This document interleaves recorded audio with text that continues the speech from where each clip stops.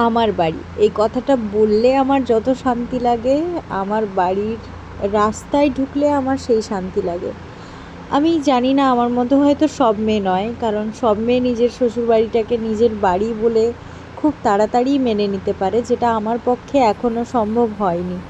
আমার সত্যি বলছি, আমার নিজের বাড়িতে যে যে শান্তি, যে মানে তৃপ্তি বলতে পারো আমি পাই, সেটা আমার মনে হয় না যে আমি অন্য কোথাও পাই। তো এটাই আমার নিজের বাড়ি, আমার বাড়ি, যেখানে আমার বাবা মা থাকে। আমি যখনই আসি, মানে আমি মুক্ত পাখির মতো এখানে ঘুরি। আর আমার বাবা মা অন্যদের খুশি করতে বেশ ব্যস্ত থাকে। এই যে দেখছো, এটা হচ্ছে গপুর বউ, মানে আমার দাদার ফ্রেন্ডের বউ।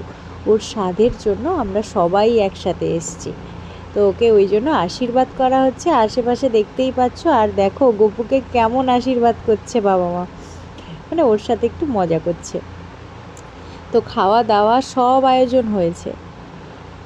তো যে কথাই বলছিলাম আমি, অনেক মেয়েই আছে যারা রীতিমতো শ্বশুর বাড়ি গিয়ে নিজের বাড়ির কথাই ভুলে যায়, বাড়ি আসতে নাকি ওদের আর ভালো লাগে না। আমি এটা জানি না কেন, মানে নিজের বাড়িতে যেখানে বড় হলাম সেখানে আসতে ভালো লাগে না। আর অনেকে আবার বলে তুমি কেন বাড়ি বলো আমাকে, জানো এই কোশ্চেন অনেকেই করে। আমি জানি তোমাদের মধ্যে অনেকেই হয়তো ভাবছো কেন এই কথা বলছো। আমি যখনই বলি যে আমি আমার বাড়ি যাব, বা কারোর সাথে এরকম কথা হয়, বলে বাড়ি বলবে না, ওটা তোমার বাড়ি নয়। তুমি বলো তো, 23-24 বছর যেখানে কাটিয়ে গেলাম, যেটা আমার বাড়ি হিসেবে জানলাম, যেখানে আমার জন্ম, আমার বাবা মা, সেটা আমার বাড়ি নয়। সেটা নিমিষে বদলে যাবে, সেটা আমার বাড়ি নয়। কি করে সম্ভব? আমার কাছে তো সম্ভব নয়। এখানকার আকাশ বাতাস সবই যেন আমার প্রিয়।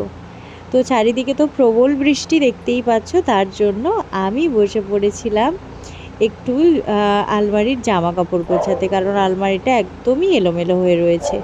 কারণ ওখানে বৌমনির জামা কাপড়, মানে আমার দাদার নতুন বিয়ে হয়েছে, বিয়ের জিনিসপত্র, আমাদের জামা কাপড় সব যেন একসাথে। আর এই পায়ের ছাপটা দেখছো, এটা আমার বৌমনির পায়ের ছাপ, যেই কাপড়টা মা সুন্দর করে আলমারিতে গুছিয়ে রেখেছে। দেখছো অলমোস্ট আমার গোছানো কমপ্লিট, কিন্তু পুরো পাল্লাই আমাকে গোছাতে হবে। জাস্ট এক সাইড হয়েছে, আরও এতগুলো জিনিস পড়ে রয়েছে, আমাকে গোছাতে হবে বিছানায়, নিচে।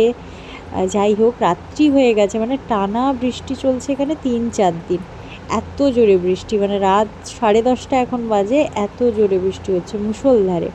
বৃষ্টি আমার ভীষণ স্পেশাল, তাই আমার খুবই মজা লাগছে এই টাইমে বাড়িতেও আছি।